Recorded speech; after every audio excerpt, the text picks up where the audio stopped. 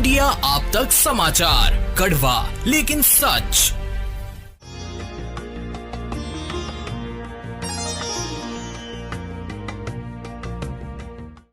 सड़कें शांत थी, हल्की हल्की गाड़ियों की आवाजें माहौल में घुल रही, लेकिन कुछ ही पलों में एक जोरदार आवाज गूंजी, एक चीख, टायरों के घिसटने की आवाज और फिर सन्नाटा। जलगांव की सड़क पर एक और दर्दनाक हादसा हो चुका था। दो नौजवान लड़के जो अपने भविष्य के सपने संजोए कॉलेज से लौट रहे थे, अचानक तेज रफ्तार डंपर की चपेट में आ गए। उनमें से एक की मौके पर ही मौत हो गई और दूसरा जिंदगी और मौत के बीच झूल रहा है। सवाल यह है कि यह कोई हादसा था या सिस्टम की लापरवाही का एक और घिनौना सबूत। कब तक बेगुनाह लोग बेपरवाह प्रशासन की लापरवाही की कीमत अपनी जान देकर चुकाते रहेंगे। नमस्कार, आप देख रहे हैं इंडिया आप तक समाचार और मैं हूं आनंद शर्मा। जलगांव से एक बड़ी खबर सामने आ रही है, जहां तेज रफ्तार डंपर ने दो बाइक सवार छात्रों को कुचल दिया। इस हादसे में एक छात्र की मौके पर ही मौत हो गई है, जबकि दूसरा गंभीर रूप से घायल है। हादसे के बाद इलाके में मातम पसरा हुआ है और प्रशासन की लापरवाही पर सवाल उठ रहे हैं। यह दर्दनाक हादसा जलगांव के ममूराबाद रोड पर हुआ, जहां दो छात्र अपनी बाइक से कहीं जा रहे थे। तभी अचानक एक तेज रफ्तार डंपर ने उनकी गाड़ी को जबरदस्त टक्कर मार दी। टक्कर इतनी भीषण थी कि 21 वर्षीय फैजल मुश्ताक पटेल की मौके पर ही मौत हो गई, जबकि वासिक खान गंभीर रूप से घायल हो गया है। फैजल अरुणाबाई फार्मेसी कॉलेज में तृतीय वर्ष का छात्र था और अपने उज्जवल भविष्य के सपने देख रहा था, लेकिन इस खौफनाक हादसे ने उसके जीवन की डोर हमेशा के लिए तोड़ दी। घटना के बाद स्थानीय लोगों ने हंगामा किया और प्रशासन से सख्त कार्यवाही की मांग की।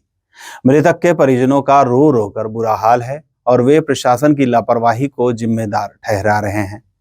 उनका कहना है कि जलगांव में तेज रफ्तार और ओवरलोडेड वाहनों की भरमार है, लेकिन ट्रैफिक पुलिस कोई ठोस कार्यवाही करती ही नहीं है।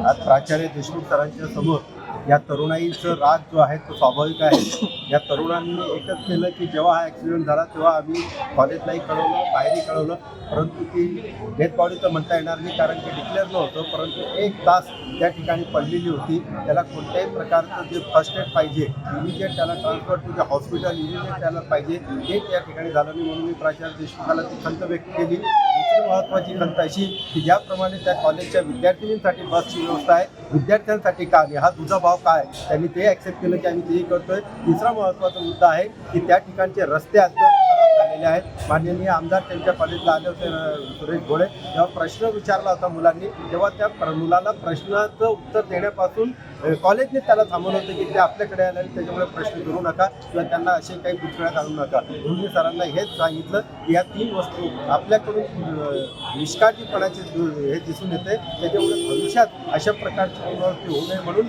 अपघात झाल्याबरोबर सुप्रीम कोर्टाचे डायरेक्शन सायटेशन आहे ते सर्वप्रथम जो जखमी आहे किंवा जो पडलेला आहे त्याला इन एनी हाऊ कंडिशन तुम्ही जवळच्या जवळ हॉस्पिटलमध्ये घेऊन जा आणि तिथे हे कॉलेज चुकलेलं आहे। त्यांनी फक्त जो जखमी होता त्याला घेऊन गेलेले आणि यांनी जो पडलेला होता, तो अर्धमेला होता, जे काही होता तो दवाखान्यात येऊनच तो डिक्लेअर होतो की तो नॉट डेड आहे का डेड आहे, त्याच्यामुळे ही चूक झालेली आहे। म्हणजे आपल्या माध्यमाने प्रत्येक ठिकाणच्या कॉलेजला ही विनंती राहील की आपल्या विद्यार्थ्यांचं पालकत्व आम्ही आपल्याकडे दिलेलं असतं, त्यामुळे विद्यार्थ्यांची पूर्ण काळजी घेणे अत्यंत आवश्यक है। यह पहला मामला नहीं है।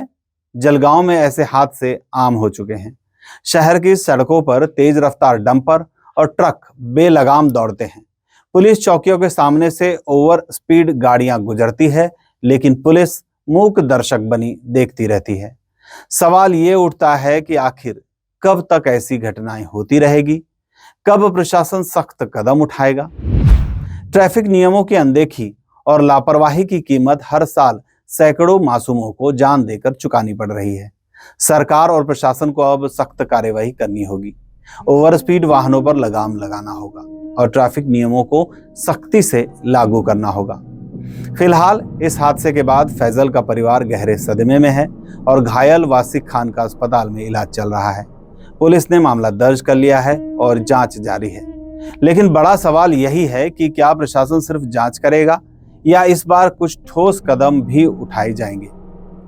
हमारी पूरी टीम की संवेदनाएं पीड़ित परिवारों के साथ है। आगे की अपडेट्स के लिए बने रहिए इंडिया अब तक समाचार के साथ। मैं हूं आनंद शर्मा अपने AI कैमरा पर्सन के साथ। धन्यवाद। जळगावची नवी ओळख वस्त्रनगरी सुरेश कलेक्शन्स अँड क्रिएशन 80 फुटी कांदळदा रिंग रोड राधाकृष्ण नगर चौक छत्रपती शिवाजी नगर जळगाव। सौंदर्य विश्वाची 73 वर्षांची परंपरा Suresh collections and creation Jalgaon.